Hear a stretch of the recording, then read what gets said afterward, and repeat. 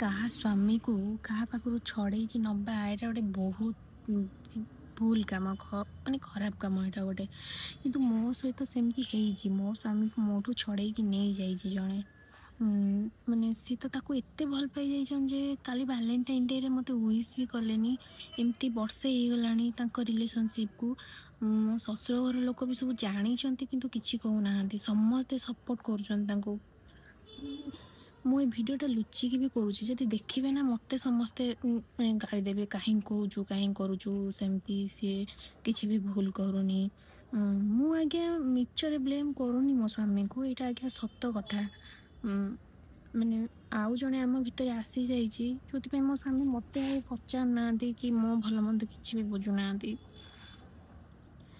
ଏଇଟା ସତ, କିନ୍ତୁ ଭୁଲ କଥା ନା ଏଗୁଡ଼ାକ। କାହା ସ୍ୱାମୀ କାହାଠୁ ଛଡ଼େଇକି ନେବା କ'ଣ ଠିକ୍ କଥା କହିଲେ? ମୁଁ ଏବେ ବୁଝିପାରୁଛି ସେମାନଙ୍କ ସିଚୁଏସନ୍, ଯେଉଁମାନଙ୍କ ସାଙ୍ଗରେ ଏଇଟା ହେଇଛି। ଏଇଟା ଭୁଲ କଥା, ଏମିତି କରନି କେହି। ନିଜ ସ୍ତ୍ରୀକୁ ବହୁତ ହଟ୍ ହୁଏ, ମୁଁ ଯେମିତି ଏବେ ହଟ୍ ହେଉଛି। ମୋତେ ତ ବେଶୀ ଦୁଃଖ ଲାଗୁଛି କି ମୋ ଶାଶୁଘର ଲୋକ ଗୁଡ଼ା ସବୁ ଜାଣିକି ବି କିଛି ବି କହୁନାହାନ୍ତି, କରୁନାହାନ୍ତି। କାହିଁକି ଏମିତି ମୋ ସହିତ କରୁଛନ୍ତି ମୁଁ ବି ନିଜେ ବୁଝିପାରୁନି। ଦୟାକରି ଆପଣମାନେ ଯଦି କେହି କହିବେ କି ମୋ ସ୍ୱାମୀ କେମିତି ମୋ ପାଖକୁ ଫେରିକି ଆସିବେ, କ'ଣ କଲେ, ମୋତେ ଟିକେ ପ୍ଲିଜ୍ କମେଣ୍ଟ କରନ୍ତୁ। ଆଉ ମୋ ଭିଡ଼ିଓ ଲାଷ୍ଟରେ ନା ତା ଫଟୋ ବି ଦେଇଦେବି, ଯିଏ ମୋ ସ୍ୱାମୀ ମୋଠୁ ଛଡ଼େଇକି ନେଇଯାଇଛି। ଆପଣମାନେ ବୁଝିବେ, ଆଉ ମୋତେ ନ୍ୟାୟ ଦରକାର। ମୋ ସ୍ୱାମୀ କେମିତି ଆସିବେ ମୋ ପାଖକୁ ସେଇଟା ମୋତେ ଟିକେ ଆପଣମାନେ କହିବେ, ମୁଁ ସେମିତି କରିବି। ମୁଁ ତ ବର୍ଷେ ହେଲା ଟ୍ରାଏ କରି ପାରୁନି। ଦୟାକରି ଆପଣମାନେ ମୋତେ କୁହନ୍ତୁ ମୁଁ କ'ଣ କରିବି। ଇଏ ହେଉଛି ସେଇ ଯାହା ପ୍ରେମରେ ମୋ ସ୍ୱାମୀ ପୁରା ପଡ଼ିଯାଇଛନ୍ତି, ମୋତେ ବି ଭୁଲି ଯାଇଛନ୍ତି।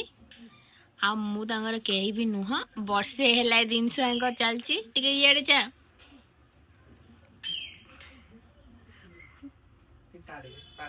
ମୋତେ ଭୁଲିକି ପୁରା କୁଆଡ଼େ ପଳେଇଛନ୍ତି।